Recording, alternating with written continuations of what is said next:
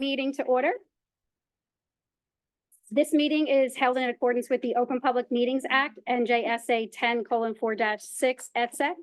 Annual notice being forwarded to the New Jersey Herald, the New Jersey Herald, New Jersey Sunday Herald, and posted on the bulletin board maintained in the municipal building for public announcements. The roll call.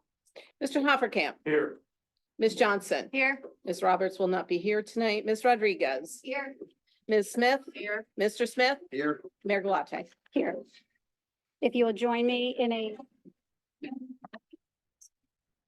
Detail. Okay. Look.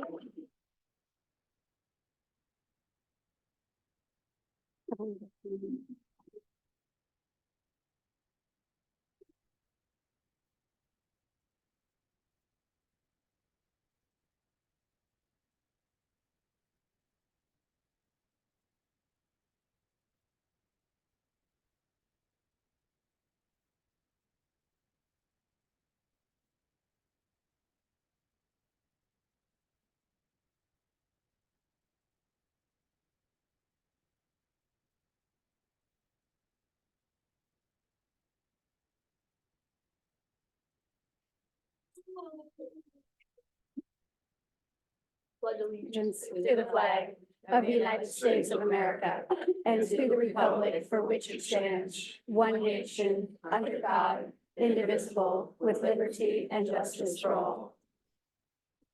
Thank you. You can be seated.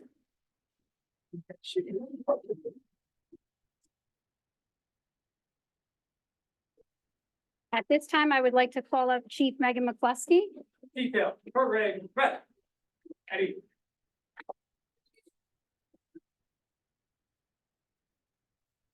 Everyone hear me? Yes.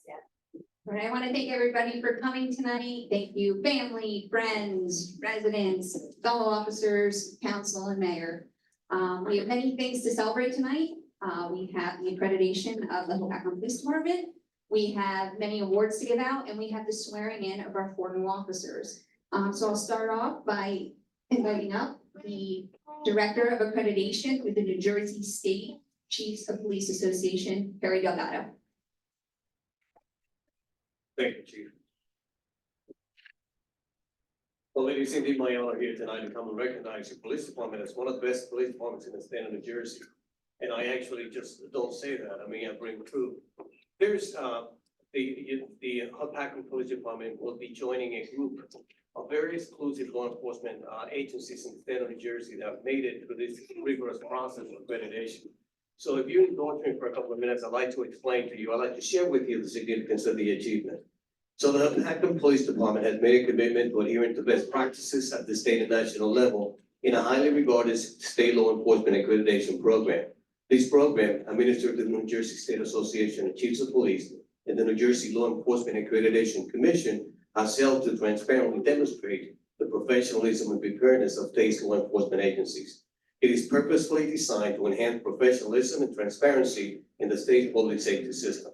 Now, during these uniquely challenging times and a threat to health and safety, encouraging law enforcement agencies to follow standardized practices and policies is potentially life-saving and cost-effective investment of time and resources. Accreditation gives an agency, as the Hope Akron Police Department, a preparedness plan and a verification of excellence. Accreditation status represents a significant professional achievement. It is a process, it's very difficult. In the state of New Jersey, it means that you have to be in compliance with 112 standards, many of which require multiple proofs of compliance. It is progressive in time-proven way of helping law enforcement agencies calculate and improve their overall performances. It is a certification by an independent authority, in this case, the New Jersey State Association of Chiefs of Police, that the Hope Akron Police Department has been measured against a set of not only state but national standards. And in the case of the Hope Akron Police Department, I want to say that they, in many cases, exceeded those standards. And I'll say that because at the end of the rigorous 2 years, we come here and we visit you on site, and you have to actually show tangible proofs of all those to all those standards. And typically we find something because we look. But in the case of the Hope Akron Police Department, they had a perfect on-site assessment. So there were no issues that were found. So that's really remarkable. For those of you that say what's in it for me, research shows that accredited agencies have 11% fewer police professional liability claims, 11% fewer worker compensation claims, and 31% fewer auto liability claims. And moreover, municipalities that belong to a JIP stand to receive substantial insurance premium discounts when their police department obtains accreditation, as yours have. So in addition to these fiscal advantages, there are other important benefits of accreditation. Accreditation provides objective evidence of an agency's commitment to excellence in leadership, resource management, and service delivery. Government officials can be more confident in the agency's ability to operate efficiently and meet community need. And in closing, I want to just paraphrase some of the issue. There is a report that is generated at the end of the process. That's when we come in. The report comes to me, I review it, and then I recommend it or not to the Law Enforcement Commission. In this case, certainly very proud to have recommended it. And in that report, it says, under the leadership of Chief Megan McCluskey, a high level of competence, leadership, and professionalism is evident in the agency. As stated by Chief McCluskey, it was clear upon embarking on the quest to become an accredited agency that participation in the accreditation program would, through implementation of sound management practices, provide them with a framework to continually monitor, evaluate, and improve existing practices and conditions within the Hopatcong Police Department. So she says they have no doubt that through their participation, they will continue to grow as a professional police agency committed to providing the best police public service to the community that they serve. So it is the opinion of the assessment team that the Hopatcong Police Department is a highly professional and committed agency, which exemplifies all the tenets of law enforcement accreditation at the national level.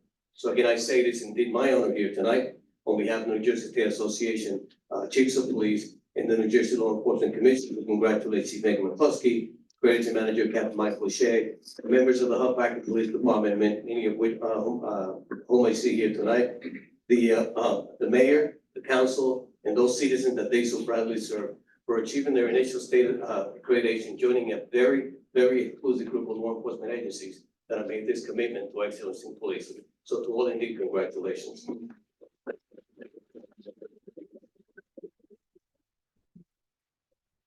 Without a kid, that's exactly when you clap for your police department, when you celebrate. So Chief, on behalf of the New Jersey State Association of Chiefs of Police, I'd like to present you a certificate of accreditation.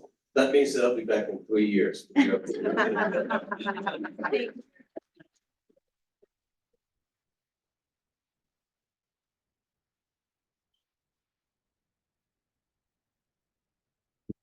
you very much. I also want to thank all my officers for the amount of effort they put into the accreditation process. And a special thank you to Captain Michael O'Shea, who was the accreditation manager, and he took on this task for the last 2 years. So thank you. State Chiefs of Police, Harry Delgado, thank you.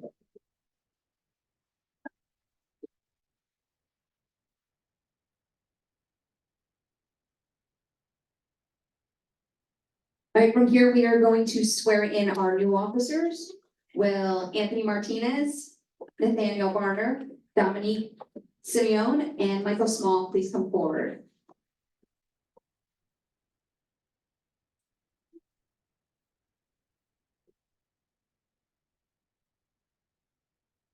In September of 2023, our police department began its hiring process with over 100 applicants. The selection process entailed a physical assessment, multiple interviews, and a medical and psychological exam. It was undoubtedly a challenging process, yet these 4 officers emerged as the standout choices. These 4 officers started their training at Passaic County Police Academy on April 18th, a 22-week academy program. I'm confident upon graduating, they will excel in their roles as a Hopatcong police officer and contribute significantly to our community. Mayor, will you please swear in our new officers? You'll raise your right hand. I state your name. I, Anthony Martinez, Do solemnly swear do solemnly swear that I will support that I will support the Constitution the Constitution of the United States of the United States and the Constitution and the Constitution of the State of New Jersey, of the State of New Jersey, and that I will and that I will bear true faith bear true faith and allegiance and allegiance to the same to the same and to the governments and to the governments established established in the United States in the United States and in this state, and in this state, under the authority of the people. under the authority of the people. I do further solemnly swear I do further solemnly swear that I will impartially that I will impartially and justly and justly perform all the duties perform all the duties of the office of the office of police officer police officer according according to the best of my ability, to the best of my ability, so help me God. so help me God. Congratulations.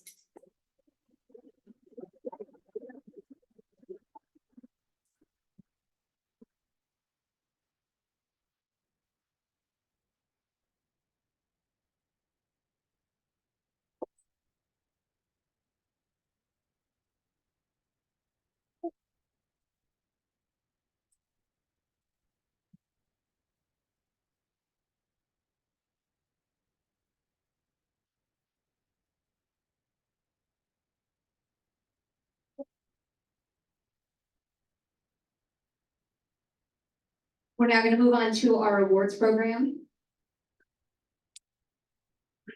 Sergeant Boslin and Detective Sergeant Siri.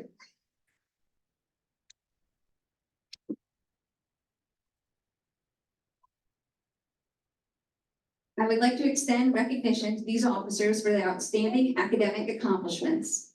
Sergeant Richard Boslin recently earned his bachelor's degree in criminal justice from Liberty University, a commendable achievement considering he juggles his studies alongside his full-time duties, as well as his role as a husband and father of 2 young children. Detective Sergeant Siri has attained his master's degree in administrative science from Fairleigh Dickinson University, showcasing remarkable dedication as he balanced his coursework, professional responsibilities, and family commitments, being a husband and father of 4 children. Their commitment to ongoing education is truly commendable, and they deserve acknowledgement for their hard work and dedication.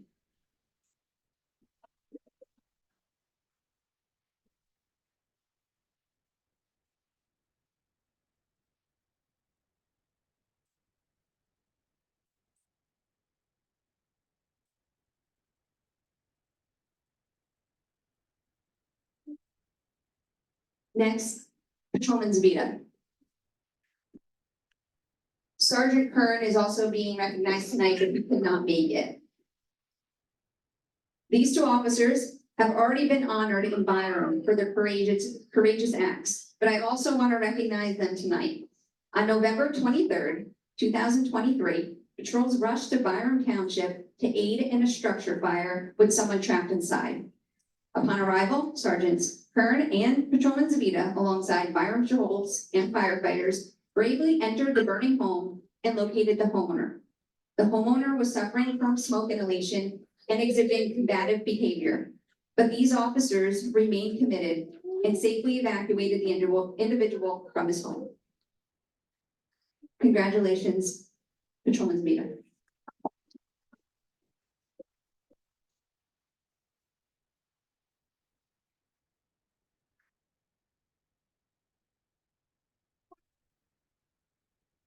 Next up, Officer Timothy Sullivan.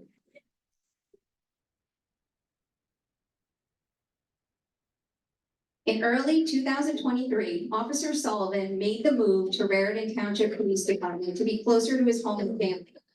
However, prior to his departure from the Hopatcong PD, he showcased exceptional competence and efficiency. On January 11th, 2023, while on a traffic control detail, Sullivan heard a call go out for a suicidal male in the woods along Sparta Stanhope Road. Sullivan quickly responded with his fellow officers from Hopatcong, Byram, Stanhope to search the area. Officer Sullivan located the male armed with a knife in the woods. Officer Sullivan spoke with the male for 10 minutes while calming him and convinced him to put the knife down. Not only were Sullivan's fellow officers impressed by his communication skills and ability to de-escalate the situation, but the officers from the neighboring jurisdictions also reached out to me to commend his actions. It is because of that you are awarded the Honorable Service Award. Congratulations.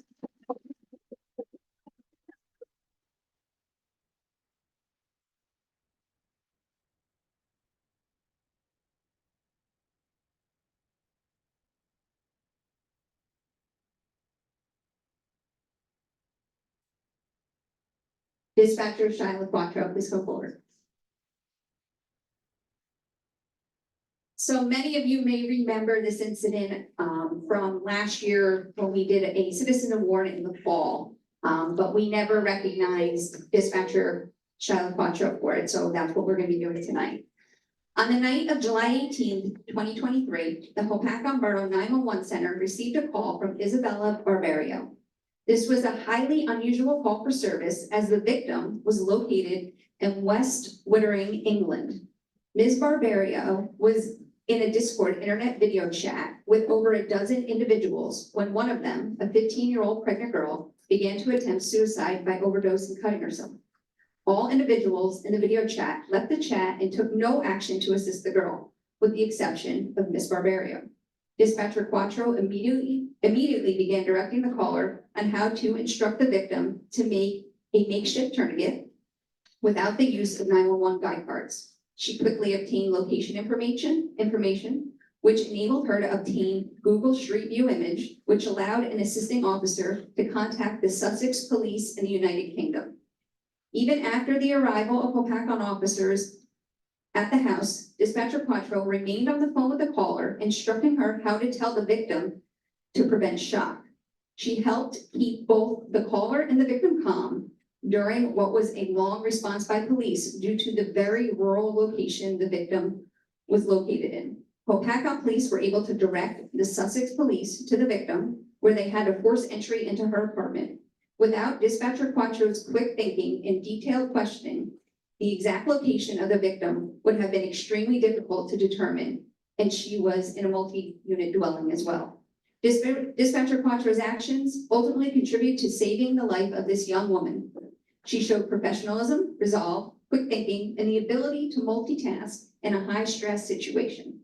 That resulted in a successful outcome for the victim. Due to her actions on July 18th, 2023, the Hopatcong Police Department is presenting her with the Police Department's Honorable Service Award.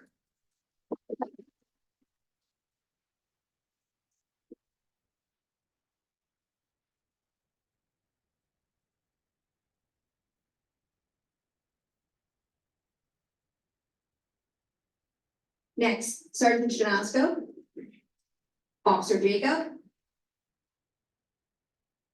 and Officer Capps.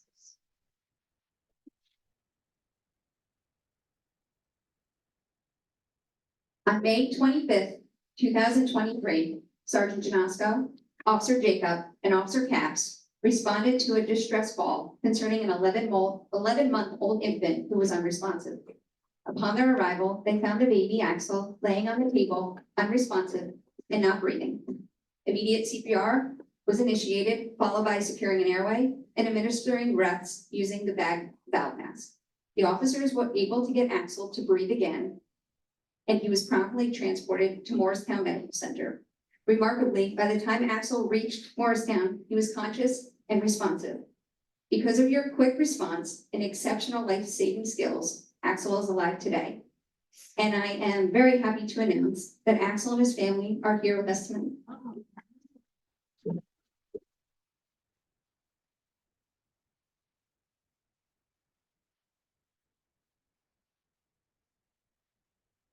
We bring you are awarded the Life Saving Award.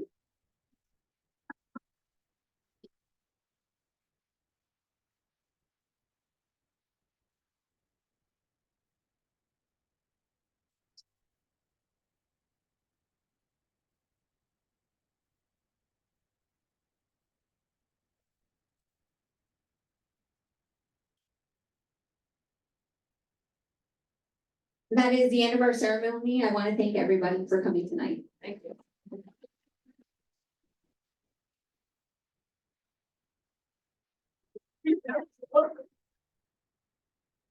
I do want to mention that somebody that was also on that call was Chief McCluskey, who declined to take the award.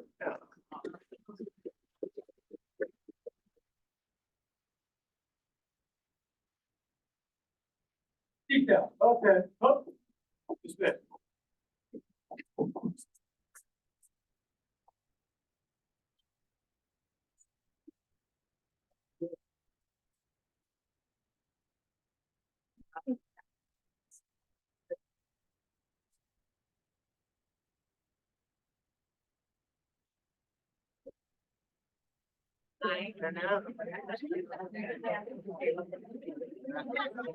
It's so cute. I love girls.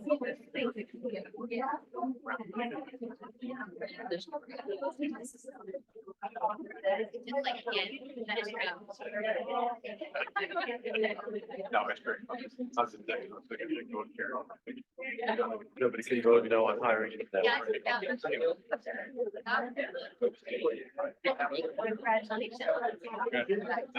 Thank you. Thank you, guys. Thank you.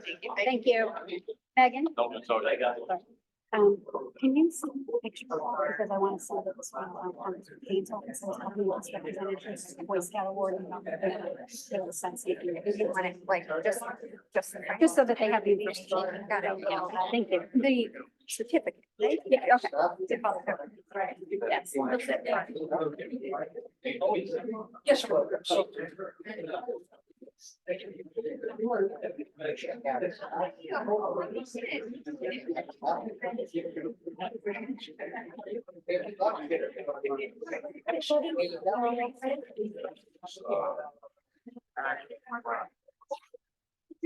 I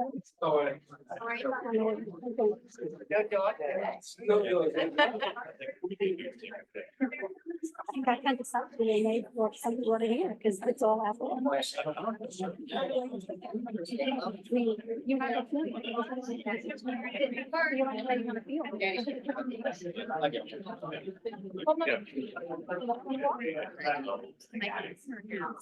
I'm gonna use the microphone. I just want to wait for. No, that's fine, otherwise, speaker under.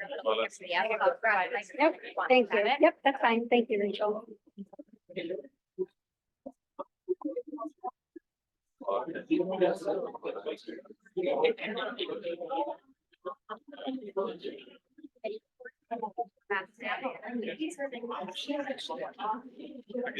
Right now.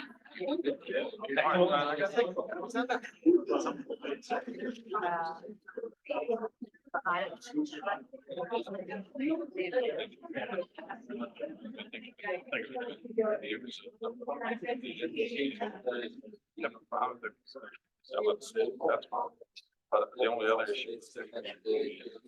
Sorry, last time about that before, Yeah. That's something that- yeah. Do you mind if I? It's true. That's true. It always says here. When did we talk about it? Yeah, because I sent a lot of you.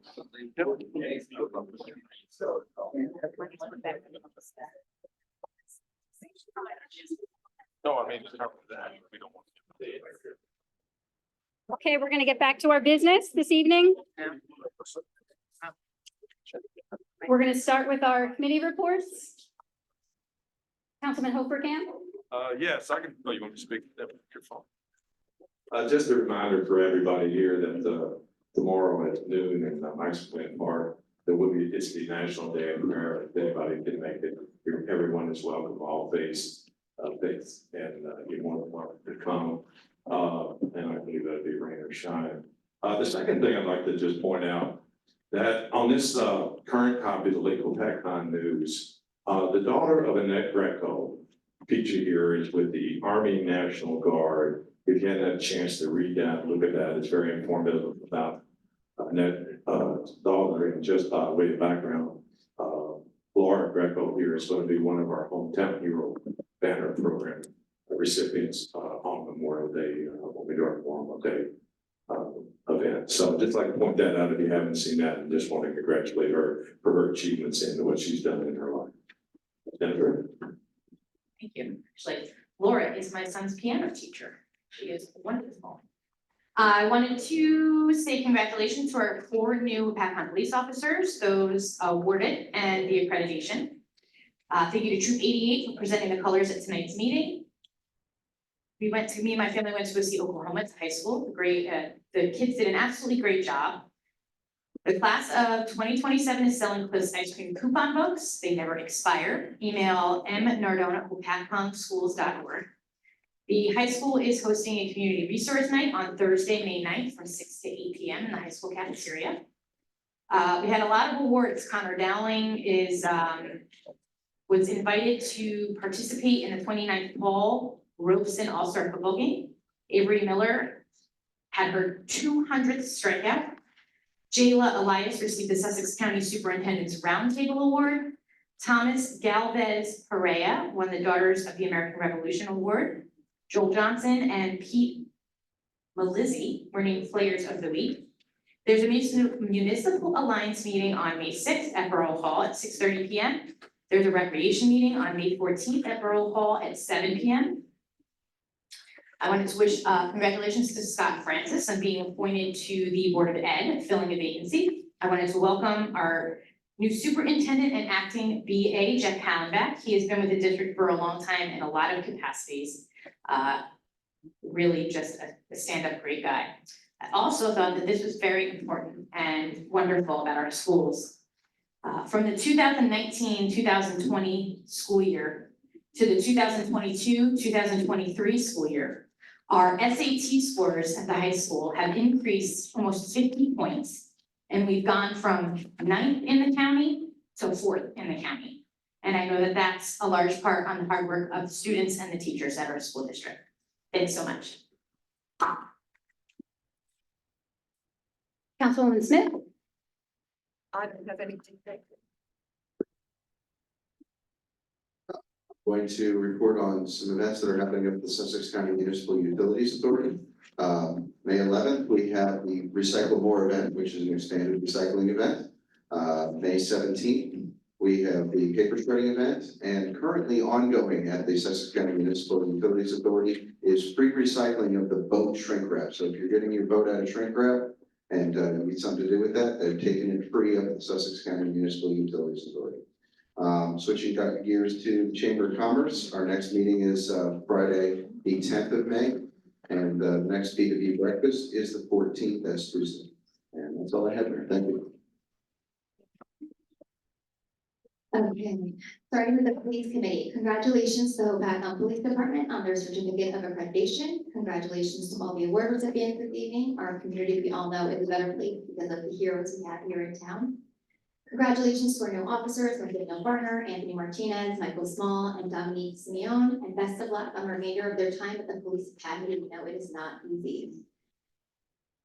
At the last meeting, I discussed the new initiative the police department rolled out in conjunction with the schools and the county. So I want to congratulate the first wave of recipients who were issued a positive ticket by our school resource officers. On April 23rd, Riley Stewart was found money in the hallway at school, and rather than keeping it for herself, she returned it, so she was issued a positive ticket for that.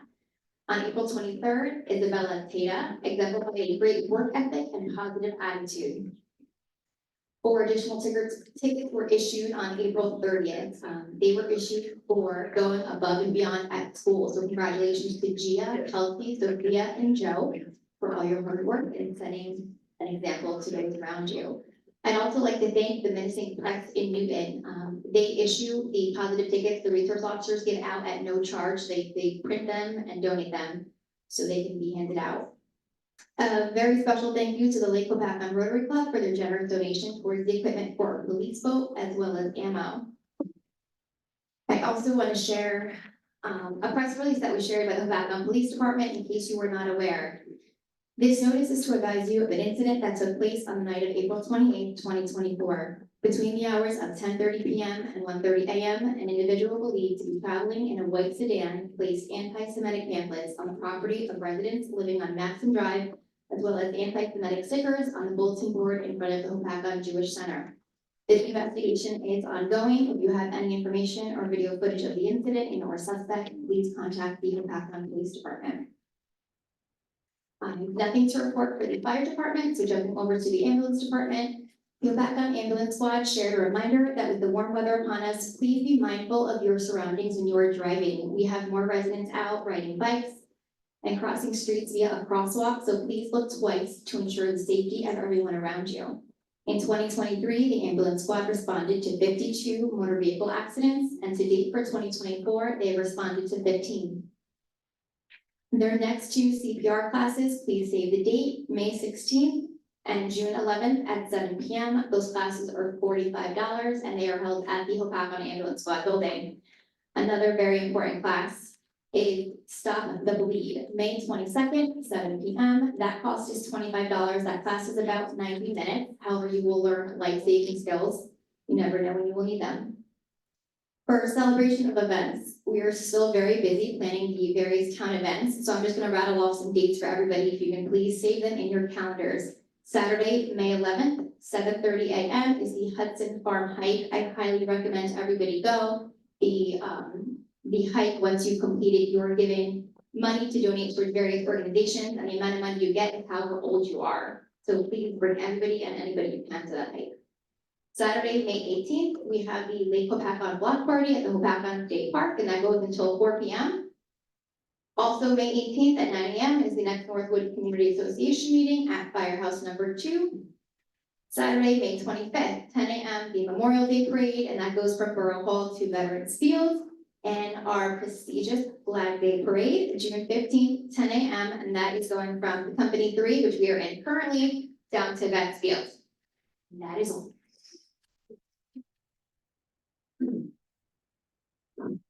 Thank you very much for those committee reports and our administrators' reports. Yes, thank you, Mayor. I don't have anything new on the administrative side, but I do have quite a few things on the DPW side. DPW reports, various degree of hot patching, leaf pickup, basin repair, tree cleanup, and also basin piping clean, plants. A number of water leaks and sewer leaks were dealt with. But perhaps the biggest piece of information I'd like to talk about this evening is the projected list of roads that are going to be resurfaced this paving season. Before I go through the list, I just would like to note that this is subject to change, both the schedule and the amount based on weather and funding available and everything does when all the prices do come in. So currently scheduled to be worked on this season is over in Elba Point, Central, Hyman, Mullen, Lakeland, Elba, Grenoble, Riviera, and Waterloo. The hills, DeVito, Harvard, Kansas Way, Adelphi, and Rollins. The Heights, Flora, Kenor, and Harris, and Northwood is Maple and Birch. That's all I have, Mayor. Thank you very much. We do not have any proclamations this evening. We're going to go to public comment. Can I have a motion to open to the public? Motion. Second. All in favor? Aye. The meeting is open to the public for anything that is on the agenda. You have up to 5 minutes that you can speak. You just need to come up and state your name. Would anybody like to speak? You're speaking about what's on the agenda. There's another second public portion where you can actually speak about anything that's not on the agenda or still on the agenda. Want me to swing that podium? Yeah. Good evening, Mike Francis, Ridge Road. I'm here to speak to the council tonight about the resolution for the farmers market. I think market managers are very important. I think it's a good step to have, and the individuals that are mentioned are good people. But aside from that, I think this resolution, in essence, defunds the community center. Typically, or since we've been charging vendors, there's always been some proportion of that goes to the community center trust. And the community center trust pays for things that relieve the taxpayer the burden to pay for things other than the utilities or the rent. But there have been food cards and other assistance given to people in need from that fund. And typically, when needed, that fund has been used to get other stuff for the community center, such as if they needed a printer or anything like that. In essence, that trust takes some pressure off the taxpayers. And so I would ask the council to reconsider and do something with a little more detail. For example, it says here that the two market managers receive all the money that is generated by the vendors. Well, You know, the first question comes to my mind, who do you write a check out to? The second question is, and if it's individual or a company, the last sentence here said our insurance is gonna pay for it. So we're gonna have someone under, and is there a contract? So there's a lot of detail that would have to kind of look into before you do anything final with this resolution. Thank you. Thank you. Anyone else from the public?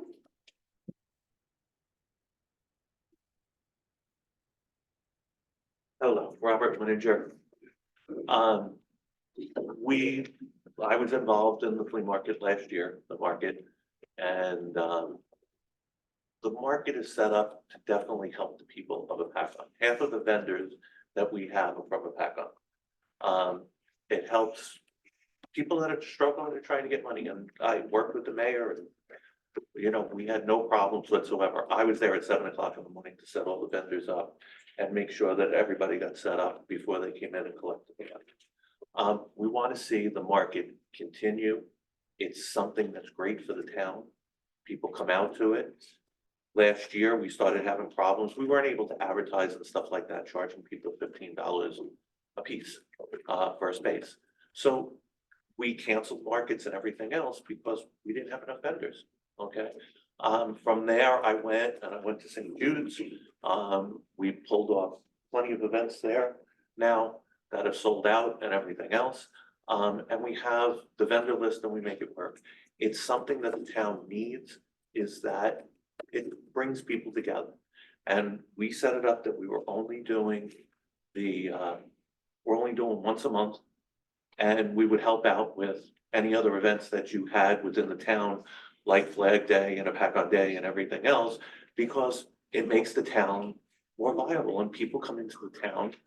And that's what we need to do, is bring the town closer together again and keep everything together.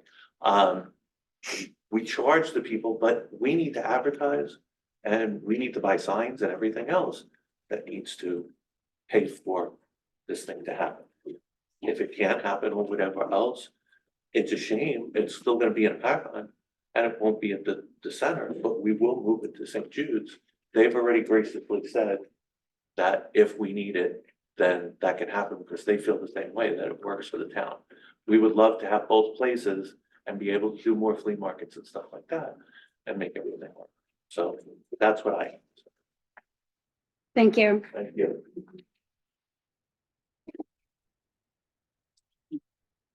Anyone else? Robin Colandriello, you know me, I'm a vendor at the market. And my biggest disappointment is, from what I'm hearing, it's only gonna be once a month this year, which is really a lot coming out of our pockets, not making money, first of all. Second of all, we've gotten so far off from the original market, and you know I was a vendor at the original farmer's market. I don't know where we've gone wrong. I'd like to see us get back to that place. It used to be that if you were a Apacon resident and you were a vendor, it was free to that vendor. Not that I'm asking it to be free, but now it's up to $25 a space. Not that I'm complaining, it's only gonna be once a month, so. But you know, times are tough right now. This is a second income for me to help out now that my husband's retired. It's important that I make that little bit of extra money that helps us out. So, and the other thing is, it was always going towards the community center. I don't know what's going on here, but that community center is needed. As a person with a special needs son, it was a benefit to me. I know people that have family on drugs, it's been a benefit to them, save people.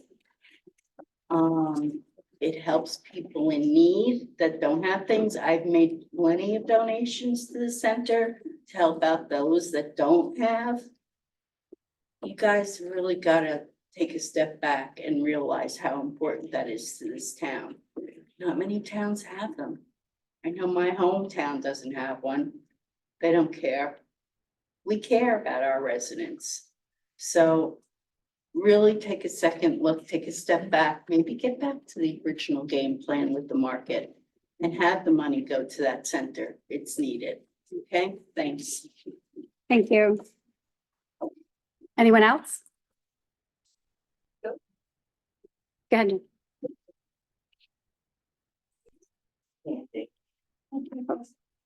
Go ahead, I'll wait here. Wonderful. A couple of things.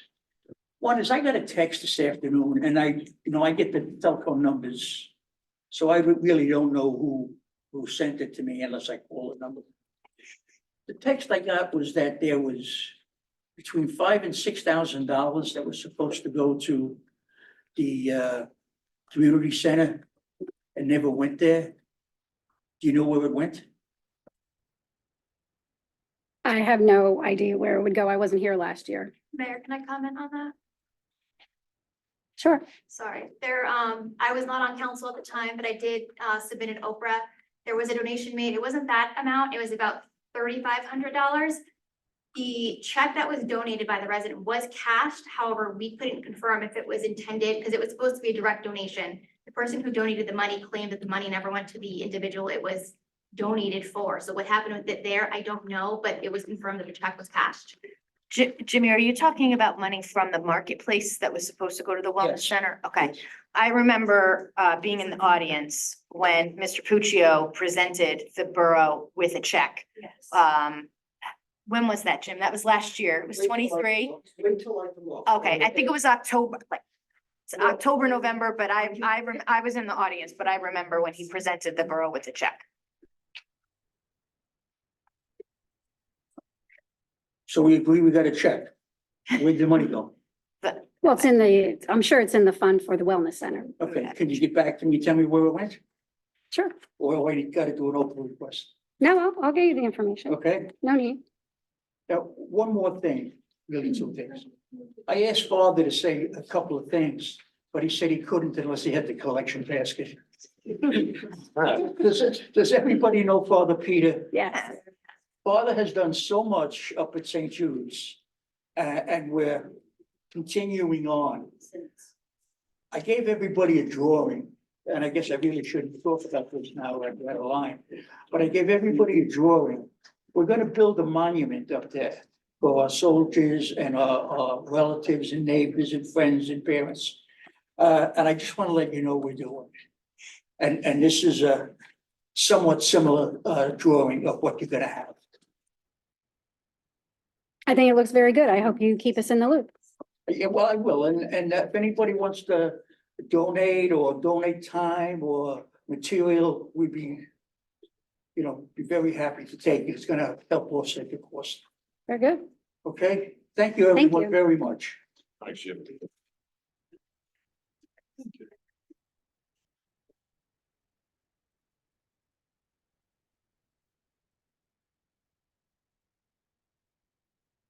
Good evening. Council members, my name is James Puccio.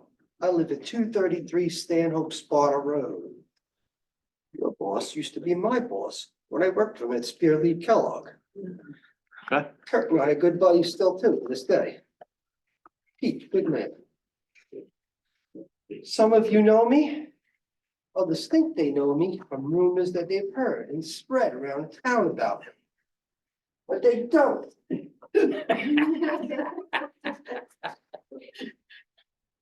In the fall of 2019, I spoke before the council about the farmer's market. I wrote,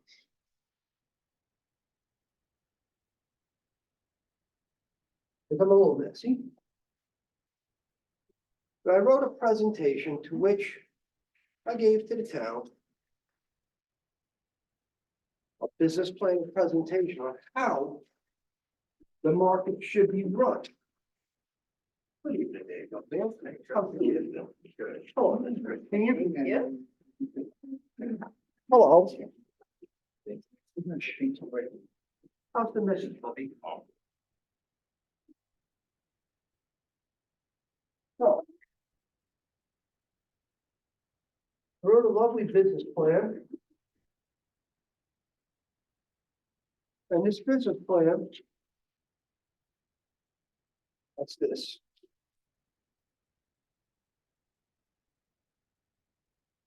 Okay, I wrote a plan, gave it to them. And the town looked at it, I offered, this is how you should run the market. Approximately 6 weeks later, I was asked by our former mayor, Mike Francis, to put together the team of people and run the new Hopatcong Marketplace, to which I assembled a team of people that I thought I could put into plan into action. Those team members were an integral part of the success of the Hopatcong Marketplace. We operated from March of 2020 to December of 2022. I know the market was a success because several council people from different towns throughout the state of New Jersey heard about the success, and they came to visit us up at the Hopatcong Marketplace, which took place in the lot outside. During the summer of 2022, I was approached by Mr. O'Brien on behalf of Father Pete in respect to if we wanted to operate the market out of the church, to which I went and had discussions. And I did discuss with them the potential possibility of doing some stuff because the church relies on fundraising. And in this critical time, churches do need money. Then there was a discussion with myself and the other members of the team, to which we even looked at Hilltop behind the senior center. And Hilltop would have been a bigger and better place to go to in respects to say, it's larger than this facility behind us and it also has actual bathrooms. But unfortunately, the secretary of Farm to Art decided she wanted out. So she gave her resignation. In the process of this resignation, unfortunately, rumors went around. And no, it wasn't 3,000 change. You'll look at the document number 3. That was a different instance, I apologize. That's the check. To which it's quite interesting how, because I love data, and I love keeping information. Not only was I personally bashed and lied about, but it was even interesting that on the day I unfortunately had to announce the dissolution of Farm to Art, you were one person that spoke with me on the phone. Well, I'll help you out. Well, that never came true from you. I spoke with you. I remember. That's right. So let's put the cards on the table. And anybody who wants to have an argument with me, we can do it. I have all the data, all the financials, and so forth. To note that this operation that I see within this resolution, even there, I had to bring once a month to Lorraine, the check that went to the marketplace. And that was the bulk of the money, and the monies that we did use to spend to operate meant for advertising, meant for toilet paper because you'd run out, meant for cleaning supplies and so forth and so on. That was a fine, well-operating oiled machine. And the sad part is that last June, I came before this council and it broke my heart that I had to dissolve this business, which was a success. It was a nonprofit. No one made monies. You can look and see on those first 2 pages, who were the trustees. You can see that there was nobody earned a dime. It was all based upon, the idea was that your services, your time, you did to help out to get that thing to be a success. And then there are some people who know I approached to say, if they ever wanted me to come back, I would offer to help to rerun this. But unfortunately, there are turncoats and there are people who like to lie, make stories up. Director comments this way, please. Don't worry, Mayor. And I just want people to know the truth. And when they're ready, they'll find it out. Oh, and if anybody wants, I'm ready to go to bat with the law. There's a defamation of character. Thank you. Anyone else from the public? Hello, everyone. Lynn Ritchie. Councilman Smith, did you really send out a text or a Facebook message telling people to come and attack the mayor at this meeting over paying, or was that someone under your pseudo name or something, because if you did, not cool, not cool at all. Secondly, the farmer's market, you're appointing two managers, and what you're doing is you're waiving the weekly fee for them to manage the farmer's market for you all. Is that what I'm gathering, that the contract is, that they can come, they can have their booth, and they don't have to pay a fee? So, which is great. I mean, it's okay. I understand. I wish we could give everybody a free thing, but this is good if they're doing work. What is it, $15, whatever your set amount is, whatever it is, times how many? Less than $500 a year, maybe, for the season, if we have 10 farmers markets, blah, blah, blah, 2 people. For a legacy council and mayor who pays $5,000 on an internet bill to the community center, we're gonna quibble over $500. I mean, lots of poor decision-making have been made, and this isn't a poor decision. This is going into the community. I'm gonna come here and taunt you on that $5,000 internet bill. And it was the legacy council and mayor who continuously voted that bill as approved. Thanks. Thank you. Anyone else from the public?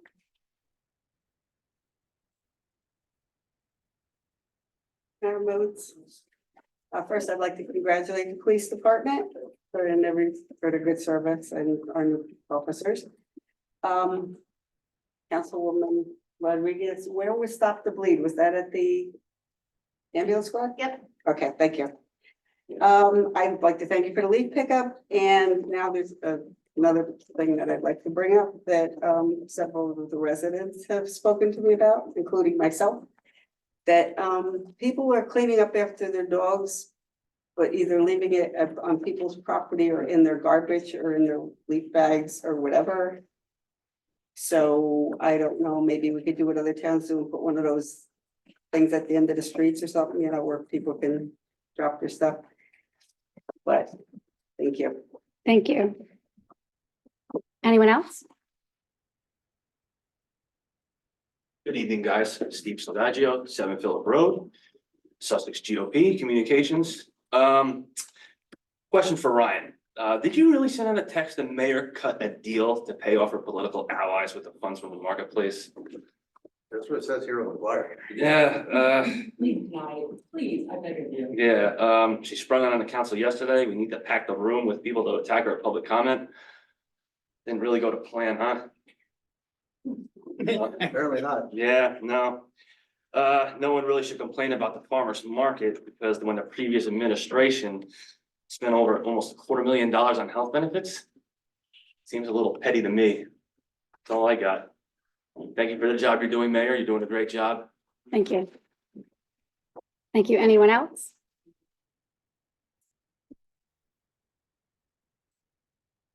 Hello, everyone. Marlena Farina. On January 29th, 2024, at 3:30 PM, I was in attendance at a meeting in the conference room at Borough Hall with my department head, mayor, CFO, deputy administrator, and the then administrator at the time, regarding the reconciliation of my approved civil service title change to clerk 3 and promised salary increase from 2022 by prior administrator. During this meeting, it was determined that this matter should have been resolved in 2023, and it was witnessed and agreed upon by all parties in attendance that I would receive an immediate salary adjustment that was long overdue, as well as retro pay back to January 2023. The only thing that was not solidified at the meeting was how I was to be paid. The CFO was to present 2 options on January 30th, one with my retro pay and a separate payment, and the other option had it rolled into my check. The next day, when I received the email from the CFO with my options, option 1 included my mandatory 2% annual raise negotiated in our union contract, while option 2 did not for some reason. I responded that I was interested in receiving option 2, but questioned why the 2% raise was not included. 2% increase was not included. She responded she needed to await guidance, where I then respectfully replied that was not necessary since it was contractual. Administrator also stated he would await direction. Needless to say, I have a string of emails where I kept questioning and requesting the status. And somehow my salary increase issue resolved on January 29th was now unresolved again because of what I believe to possibly be an intentional error on the CFO's part. There is no way the administrator and CFO, deputy administrator, did not have the authority to fix the 2% error left off of the second option calculation. Reminder, the 2% annual white collar increase was non-negotiable. There was no reason to seek any authorization, but only an excuse to delay it. Because of this, I also wound up on the February 21st council agenda resolution number 2024-47 for no reason that I can think of. When it came to time to vote, a sitting councilman responded with a quick and resounding no before the clerk barely even got to finish saying his name. Two councilwomen and our current mayor tried explaining this was basically housekeeping and should have been done already. Yet council decided to table it. Since then, myself as well as my union president have been asking the status of my increase. My union president drafted a cyber agreement with my salary increase, along with the food service workers for tonight's agenda. The acting administrator told me Monday when I asked that you, the council, only approve the food service workers raise, and the administrator has no authority to make these decisions. So I was removed from the sidebar. I have been given inconsistent information from current and past administration, leaving me completely confused. There was zero consistency under the last administration and still current deputy administrator regarding fair treatment of employee promotions, raises, salary adjustments, transfers, etc. Examples are some employees have been required to do desk audits. Some were told to have department heads put it in their budgets for approval, and some both. I have witnessed under their authority many unfair and unfavorable practices, including giving raises to some employees with no council approval. Transfers and raises given above negotiated salary ranges. Employees were given non-negotiated titles. They hired employees with no applications on file, didn't post job openings, hired with no interviews, all, I'm sure, violating civil service laws. They abused their power, in my opinion, decided which rules apply to who, gossiped about employees creating division, and perpetuated an unfair, stressful workplace for not only myself, but many others. I could go on and on. Yes, I did bring it to their attention as an employee, as well as an acting shop steward at the time, only to be met with resistance or ignored completely, resulting in why I'm here tonight. Please answer and clarify this for me, please. Number one, what is the employee promotion, raise, salary, adjustment, increase, transfer, et cetera, procedure? Who authorizes such, and where is it located and documented? Two, how did the CFO deputy administrator find and approve budget raises of tens of thousands of dollars for employees in her department only, and yet denied other department head budget raise requests? Who was watching her? Important to note, when I questioned these increases, were never put on the agenda for council vote, yet rather they were put on memorandums approved by the prior mayor and administrator and slipped in before the new mayor and council took office, because mine was during that same period with the same approval process. I received no clarification. Since mine is now no longer valid, is theirs valid either? If not, why? Three, lastly, when will I receive my salary adjustment and retro pay, or will I be forced to explore other ways to remediate this issue? The above is everything necessary to resolve this matter tonight. Please, let's stop wasting taxpayers' time and money. Thank you. Thank you. I also have supporting documents for everything I have here. Mayor, if you would, I have this for you if you like. Copies of everything to support every single thing I've said here. Thank you. Thank you.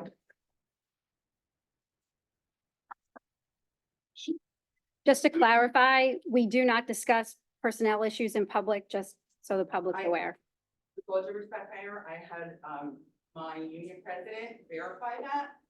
I am coming as a resident. No, I mean, we can. Oh, yes, yes, We I can. know that. Oh, okay. We I can. didn't think. No, Okay, no, we I can't do understand. it. We Yeah, can't do it. Thank you. Thank you.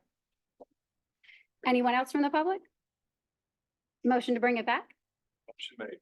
Second. All in favor? Aye. Okay, moving along. We have the approval of the minutes. I need a motion. So made. Second. Roll call.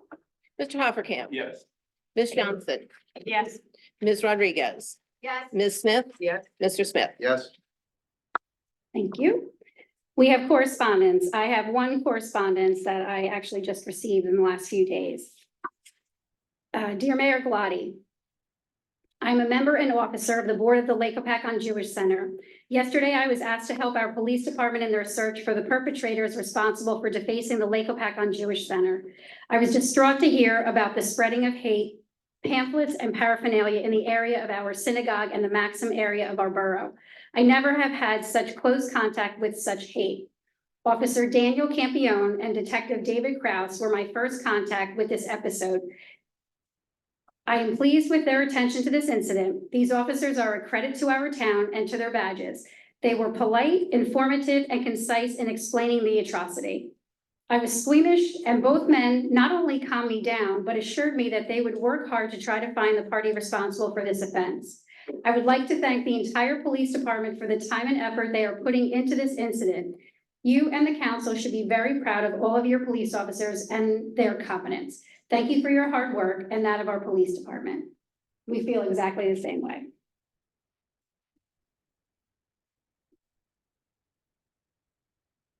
Resolution 2024-71, the bill list. Can I have a motion for the bill list? So made. And Mayor, if I may, if anyone has anything they'd like taken out on the first round of votes. Brian? I can't see Rachel down. Do you have anything Taking out of the bill list. Okay, we're good, Mayor. Just need a second. Okay, Second. and a roll call. Mr. Hoppercamp. Yes. Ms. Johnson. Yes.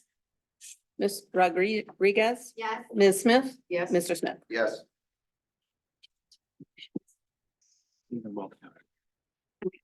So we're going to take resolutions A, B, C, and D together. If I can have a motion. Motion. So Second. thank you for the second. 2024-66, authorization to hire Nathaniel Barner as police officer. 2024-67, authorization to hire Anthony Martinez as a police officer. 2024-68, authorization to hire Michael Small as a police officer. 2024-69, authorization to hire Dominique Simeon as a police officer. Roll call. Mr. Hoppercamp. Yes. Ms. Johnson. Yes. Ms. Rodriguez. Yes. Ms. Smith. Yes. Mr. Smith. Yes. Thank you. Resolution 2024-73, authorization to enter into an agreement with the Bergen City Co-op. Tax refund. Oh, I'm sorry, skip the tax refund. I'm trying to get everybody out of here tonight, sorry. 2024-72, authorization for a tax refund due to appeal block 30307 lot 5. Can I have a motion? So made. Second, Second. roll call. Mr. Hoppercamp. Yes. Ms. Johnson. Yes. Ms. Rodriguez. Yes. Ms. Smith. Yes. Mr. Smith. Yes. Thank you. 2024-73, authorization to enter into an agreement with Bergen City Co-op. So made. Second. Can we, this is for the lead remediation that we were supposed to do? Yes. Yeah. That's It's giving us permission to enter into this co-op. We have to have authorization from the governing body to communicate. got it. Excuse me, I don't believe it's for lead, though. I believe this is for the billing, so, The billing the software. building, construction department, software that they're looking to buy. The current software that they're using, is gonna be discontinued at the end of this year. So they've, So been this out- word is lead agency, It's not lead- lead it's lead, it's not agency. lead. Okay, all right, got it. What software did they switch into? I believe it was SQL. Okay. SQL? Yes, I've never used it. many municipalities use this one. So this is us approving the use of that software? No, this is This just is us joining the being co-op. able to Yeah. join the Okay, co-op to get it. Thank you. We have a motion in a second. And a roll call? Mr. Hoppercamp. Yes. Ms. Johnson. Yes. Ms. Rodriguez. Yeah. Ms. Smith. Yes. Mr. Smith. Yes. Thank you. Resolution 2024-74, base salaries for management and various personnel. Motion made with one question. Sure. Just want to reflect on the retroactive date is correct of January 1st, 2023. 24. It's 24. That was It a is mistake. 24. Very important. The clerk did notice that and fix that, so sorry about Excellent, that. thank you. Again, so made. Second. And a roll call? Mr. Hoppercamp, Yes. Ms. Johnson. Yes. Ms. Rodriguez, Yes. Ms. Smith, Yes. Mr. Smith. Yes. Thank you. Okay, this one is the resolution for the farmer's market, 2024-75. If someone makes a motion in a second, so we can have a discussion. I'll make a motion. Second. Okay, so the resolution here for the farmer's market is a resolution based on the fact that the borough is not in the business of the farmer's market. When I first started the farmer's market with Councilman Francis at the time, for 6 years, I spent every Sunday from June until November at the farmer's market, getting there at 7 o'clock in the morning and leaving at 3 o'clock in the afternoon. There's no extra pay, there's no nothing. All of the advertising, all of the extra work, that was all on me. Since I had left council, the market was able to continue at different avenues and different spaces. The problem is with the market current and how the market transpired last year, it is not of my opinion that a council member or a mayor should ever touch cash. And last year with the market, the way the market worked, there were council people who had to take time out of their Sundays and go to the market and take the money from the vendors and then bring it back to the borough. That should not be. We are at a point now where the market is something that the community wants, the community needs to have it, but we need someone who can actually run the market and make the market successful. The two people who are on this resolution had approached me and said, hey, we formed an LLC. We do all of these other events in other places on different days. We'd like to try to resurrect the market. If this does not take place, the market will not happen because there is not a council person sitting here or a municipal employee that's going to devote all of the time and energy into making the market a success. The idea of having the two, I'm going to just say the LLC, having the LLC and allowing them to keep the dollars that they raise is so that they can use the money for advertising. They can use the money for whatever improvements they need to do. They have to contact groups. They have to do different things. Some of those things you have to pay for. They're not charging a maximum fee of $100 a space. But when someone comes to you and says, hey, give me a chance at 1 day a month and I'm guaranteeing 50 vendors, it's really hard to look the other way. And I really do firmly believe that elected officials should not be touching money at all. Check, cash, nothing. The borough should not be in the business of farmers markets. We should offer our property for people to come and run a farmers market. And we are allowing them to utilize the insurance, which I believe administrator, it doesn't cost us any money, the insurance. There's no additional cost. There's no additional cost for them to use the borough's insurance for the year while they take a stab at trying to see if they can bring the market back to fruition where it was. So the delay on this, whether this is real or not, Ryan, the concept was brought up that the resolution was sprung on the council yesterday. It was not sprung on the council. The unfortunate act was we've been dealing with the municipal attorney, Mr. Urson, and Mr. Urson only just got it back to us, correct? Yesterday.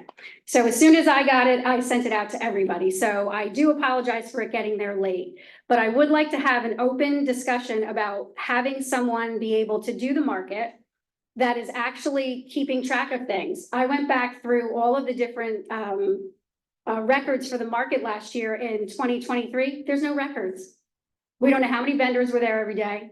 We don't know how much collected every day. We know that there were deposits made, but we have there's no empirical data whatsoever. We don't know if it was canceled because of weather. We don't know if it was canceled because people just didn't show up. We have no idea. I know that there were days that the farmer's market was canceled on Facebook, yet I went there and there were other vendors from other places that had come to set up.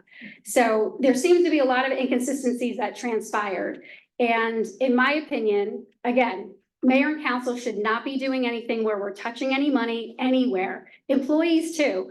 We have systems in place, not that anything is wrong. I'm not saying that, But we need to make sure that there's an act of transparency continually through that. By having two people that are willing to try the market one day a month, the last Sunday of every month, to see if they can make a go for it, I think is a very good deal for the borough, because it's not for us, the mayor and council, it's for the residents that come out. This specific group has access to all of the food trucks. This specific group is the group that was there when it was very successful.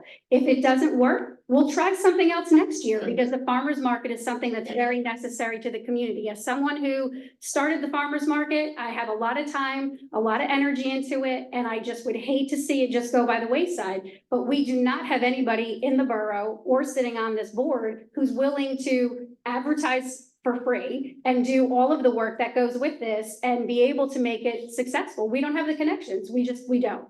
So having the market in this aspect was where this resolution came from. I had been working with the administrator and with the attorney for actually quite some time about what the best way to do this was, so that the borough had minimalistic liability and that we were able to get the best thing possible for the residents when it came to the farmer's market.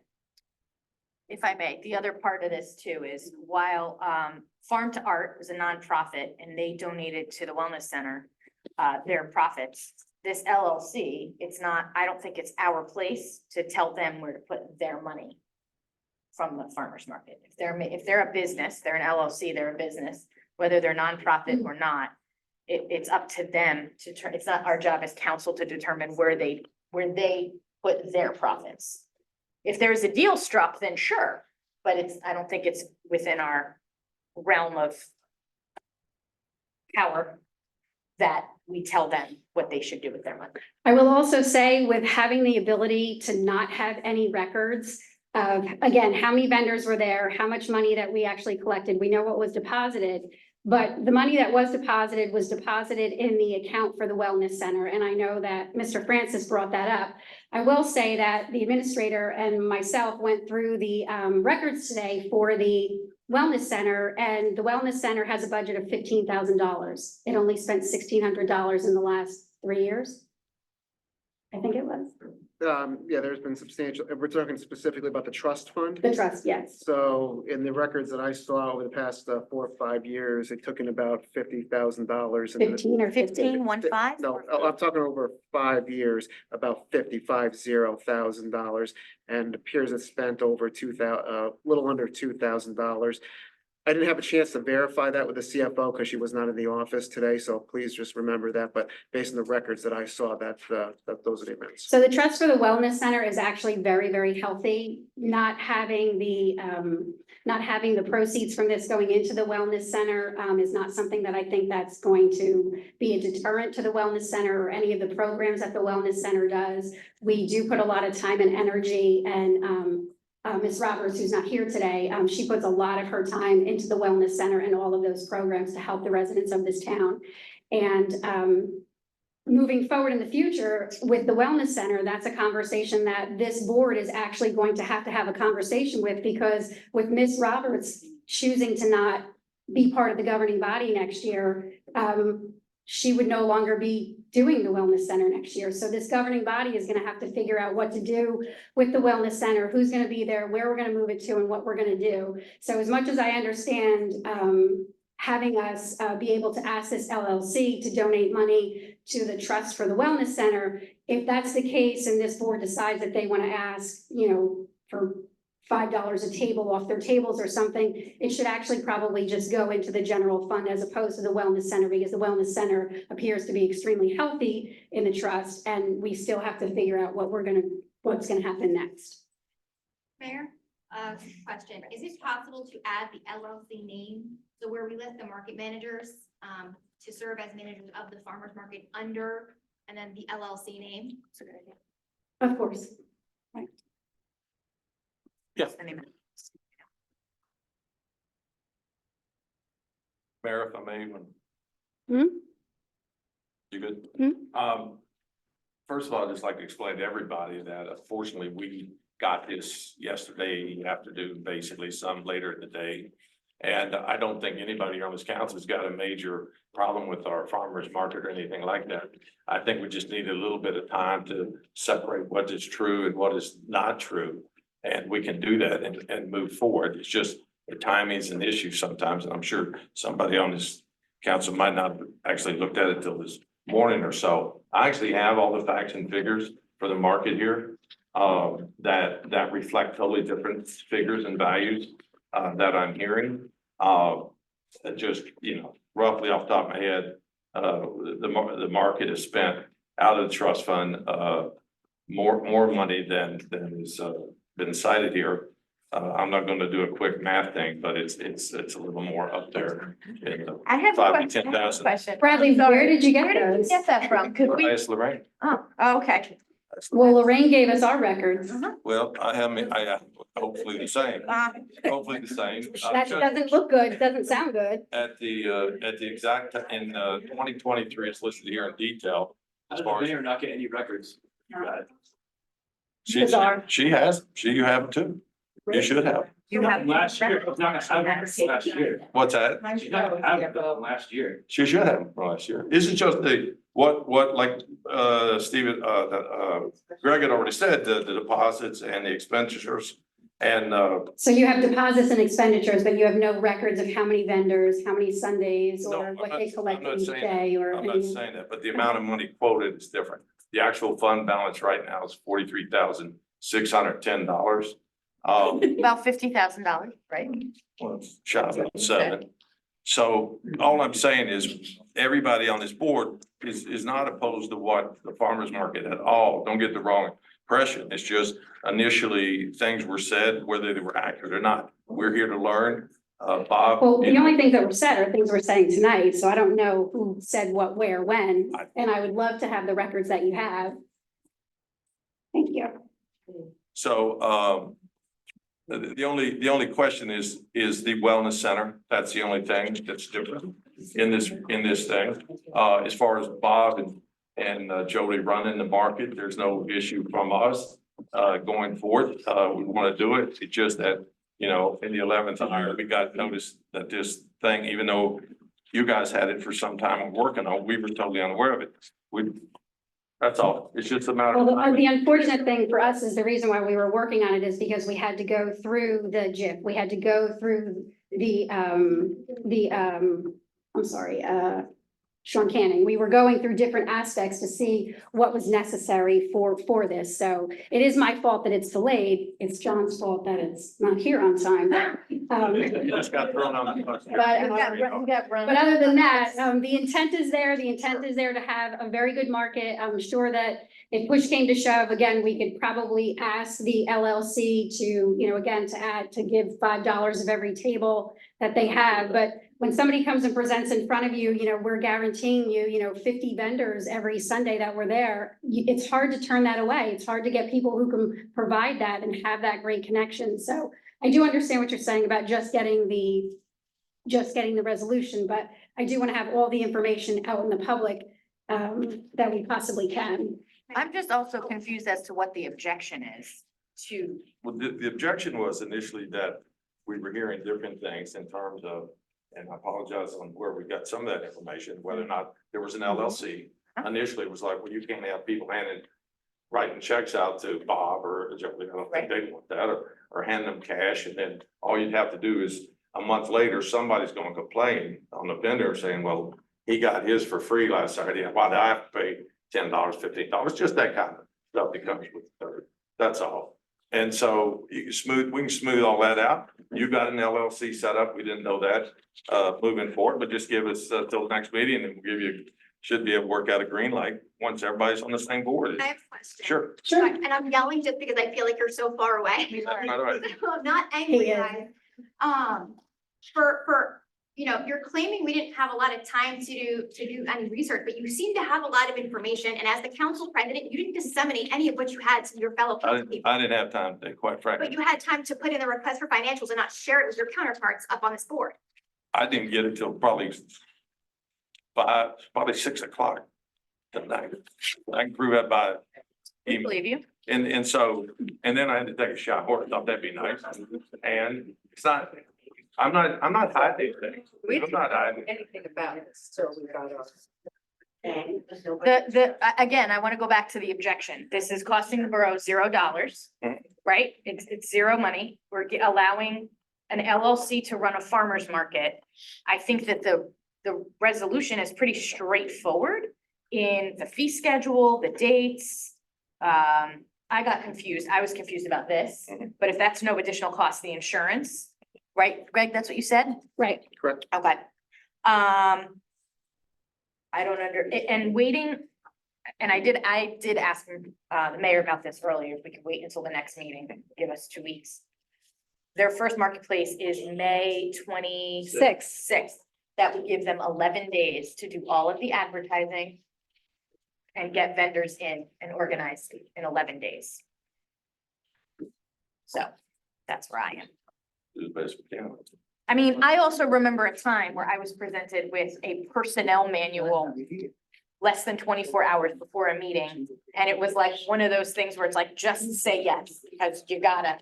And I didn't have the time to review. You're talking about one sheet of paper that is self-explanatory. So Well, there's some sticking points on there. on here, Yeah. which one? This is just kind of a unbelievable thought process. Oh, The the setting of fees, okay? And what is the name of the LLC? J&J. J&J? Good. Vendor event, J&J vendor event. Vendor event. Can I just say something? You said you don't have any records from what vendors were there, how much they paid.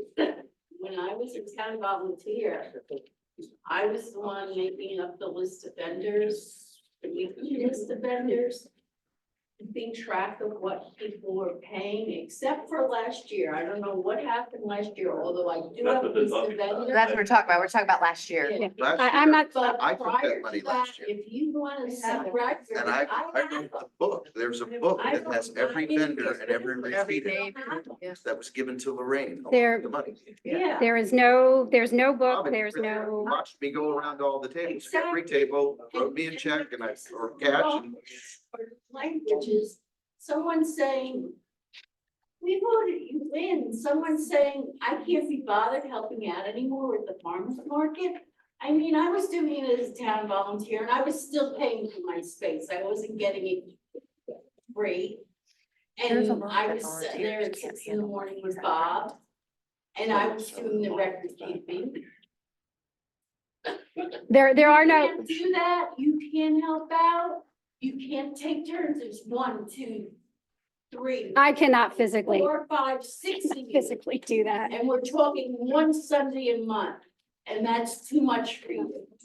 I physically cannot do that. So I'm not gonna impose that onto anybody else, but Robin, You don't got my vote but, next year. but Robin, we should not be touching any money. Nobody sitting here should be doing anything with dollars. Let us touch the money last year, we were willing to take the money, record it, Mayor write Glady it was down. not But- in office But it last has, year. I wasn't in office last year. I can only tell you, Some of them were. I can only tell you moving forward that we need to be extremely transparent about what's happening and we need to have records that are actually available to us and not different pieces of some are here and some are there. You're talking about a book.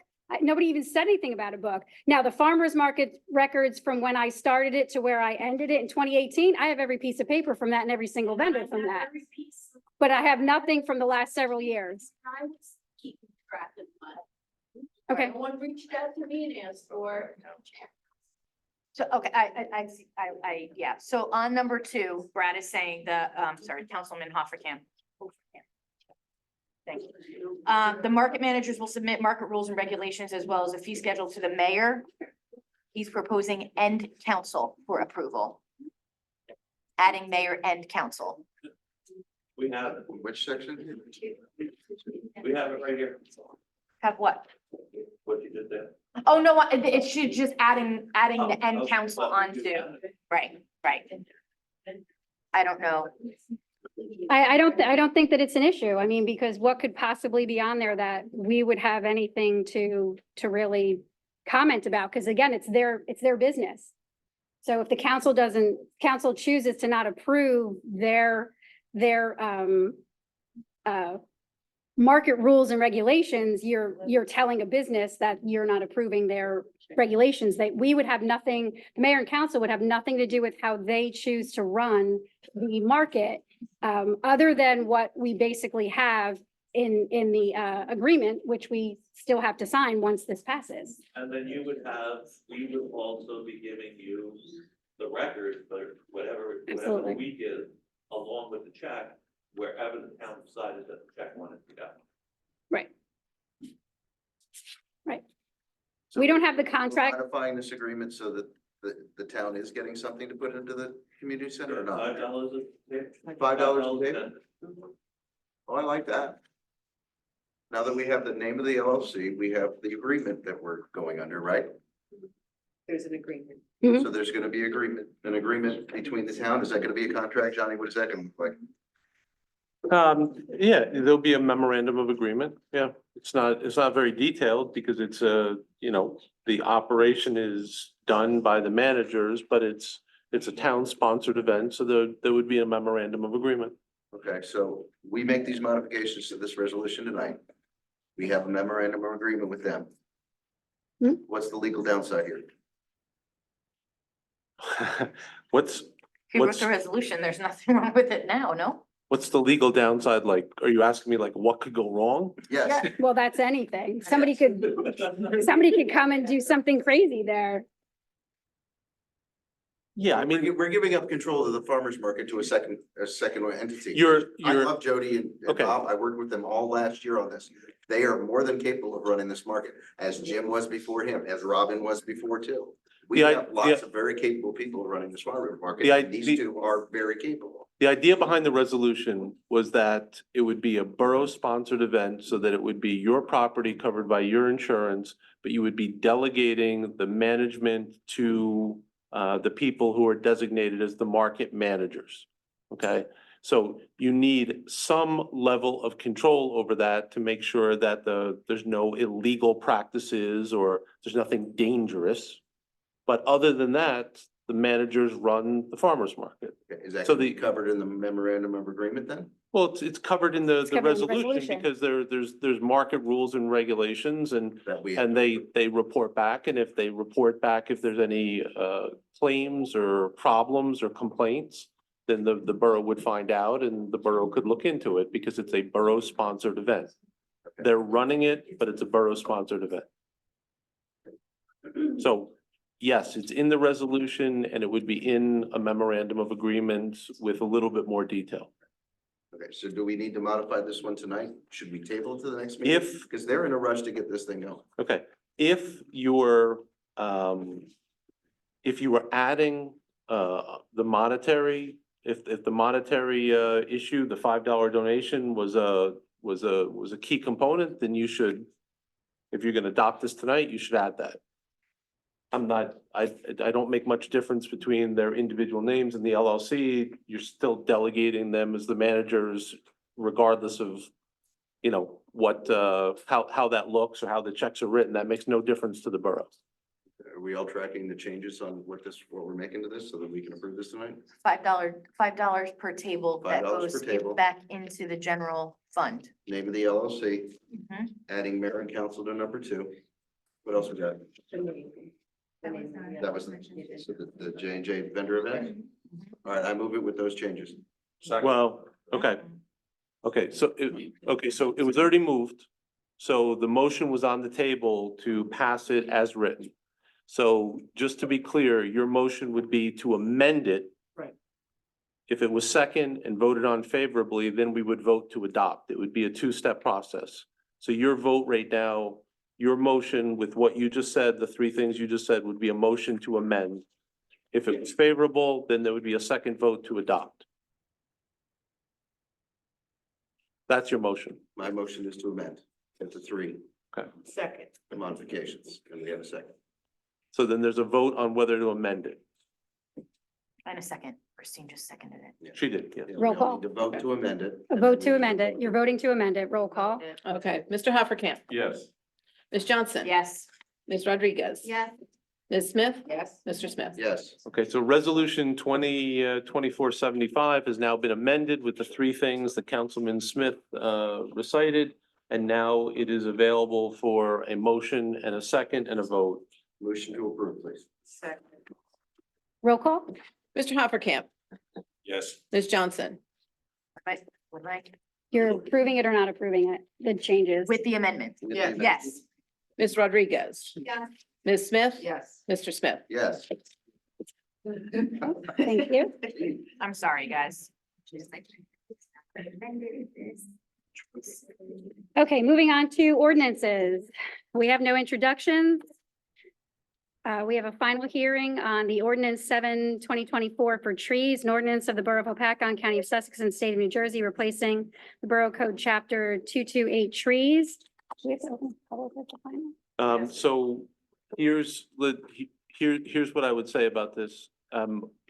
If someone was of the mindset that that ordinance needed to be amended, then my suggestion would be to make a motion to vote no, to disapprove ordinance 7/2024. Okay, but, and if there's a motion to disapprove, we don't have to have a public hearing. But because it's time sensitive, if someone wanted to also introduce the replacement ordinance with the changes, we could do that as well, because you can introduce by title. I'd like to make a motion to disapprove this and reintroduce it by title. Right, so just the motion, so the motion is just to disapprove 7/2024, We have to tell you. Motion to disapprove No. 7-20. because it's just disapproving at the moment. Yeah, what are they? We're not approving those yet. We're not approving that. We'll have to- Second on the motion. Roll call? So I just to be clear, so this is to disapprove, so people want to vote yes if they want to vote Correct. this down. You Okay. vote yes to disapprove. Sorry. But a triple negative for tonight, guys. Okay, Mr. Hoppercamp, Yes. Ms. Johnson. Yes. Ms. Rodriguez, Yes. Ms. Smith. Yes. Mr. Smith. Yes. And so we're, just to be clear, the reason we're just jumping through hoops a little bit is once an ordinance is introduced at first reading, it's published. And then when we get it here at second reading, we have a public hearing on it. So we don't generally change anything substantive in an ordinance on second reading because it'll be different than what was published, right? That's why we're jumping through hoops here a little bit. And because this is time sensitive, if someone wanted to make a motion to introduce a new ordinance, Valerie, would it be 8/2024? It would, yes. It would be 8/2024. You could reference that it would be the same text as 7/2024, and you could say what would be changed in it, and then we could have that introduced. What would then happen is we would make the changes on paper, allowing the clerk to publish it, and then it would be up for second reading at the next meeting. I would like to make a motion to introduce 8-2024, which has substantially the same text as 7-2024, but adding the following modifications. Under hazard tree, definition number 6 will be added. Any tree over 12 inches diameter at breast height, DBH, that has a height greater than the distance to the nearest building Can you shall repeat be that a one? hazard tree. In section 228-3, B1, there is reference to a replacement criteria table that is not included in the ordinance. It was taken out. We will revise that to match the recommendation by the borough engineer. So one is gonna be removed? It's not gonna be removed. It will be changed to reference there will be text referencing not a table. We will actually replace it with the replacement itself. It won't be a table of if the tree is from Yeah, 0 to 8 inches. To be clear on that, the model ordinance had a table in it, but the council voted not to have a table of replacement values, instead to do a 1-to-1. So the references in there to a table are really just a table with one line. So we will take the table reference out. We're taking the table reference out and it's gonna be 1-to-1 instead of replace 3 trees for every 24 inch. We're simplifying. Same thing down at the bottom, 228-4A references all of the categories in that sample table. We will revise that so that it doesn't reference the table anymore. That is my motion. Second, Second. a roll call?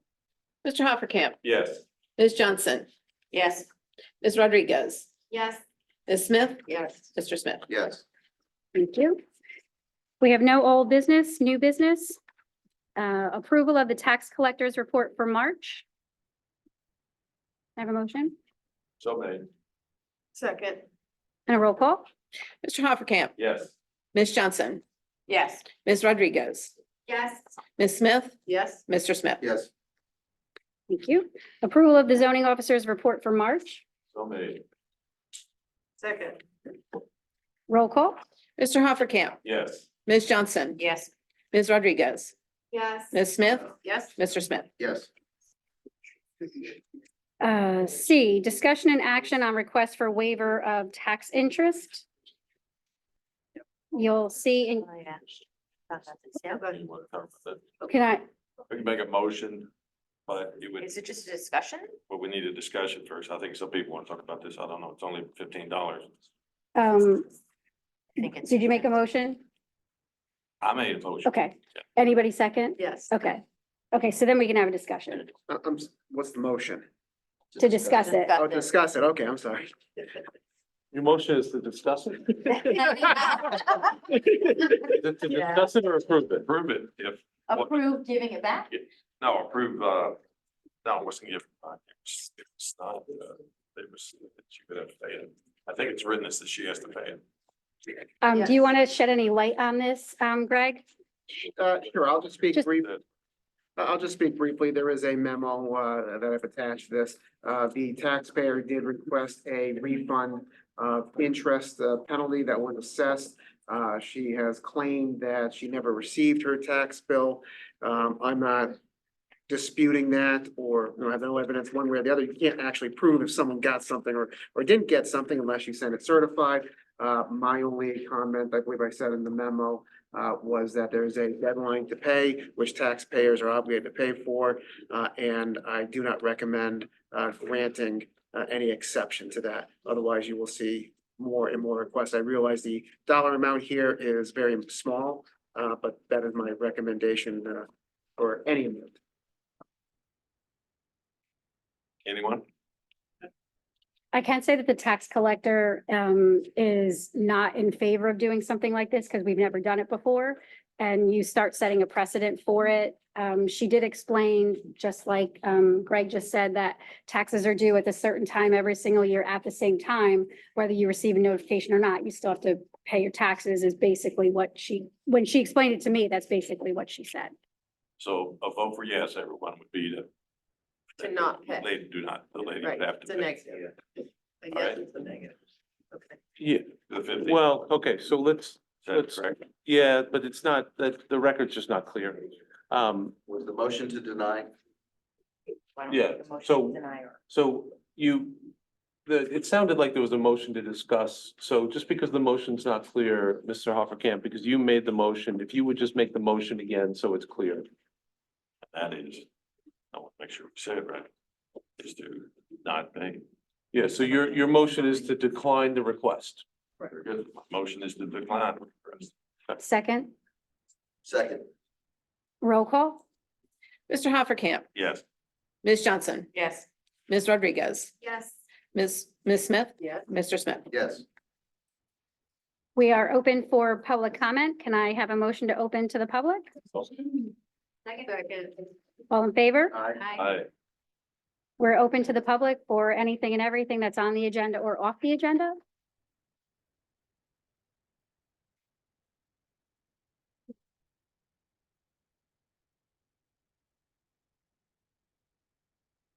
Concerning the raises that were brought up before, and considering there was a letter in there authorizing them from the former mayor, and it was dated June of 2024, I think you need a forensic audit because even the amounts didn't add up. Secondly, the CFO is also the CFO in Andover, and how are we counting her hours to make sure that she's actually putting the time in a pack on? And Mr. Urson, did you find out what happened to the property I asked you about that you sold the PSE&G and it wasn't in the back home? No. Well, it might be nice to find out and give it back to the guy it belongs to, since you foreclosed on it. Thank you. Anyone else?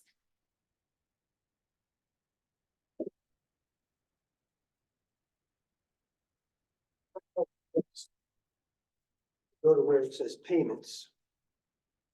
Where you could go and pay, looking at your taxes. You're supposed to create a user ID.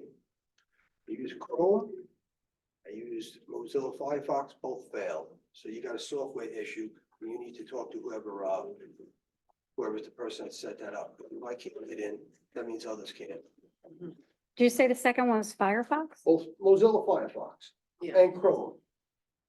And you use Chrome, allegedly it uses Chrome as its default. So whoever programmed did a bad job. Thank you. Anyone else?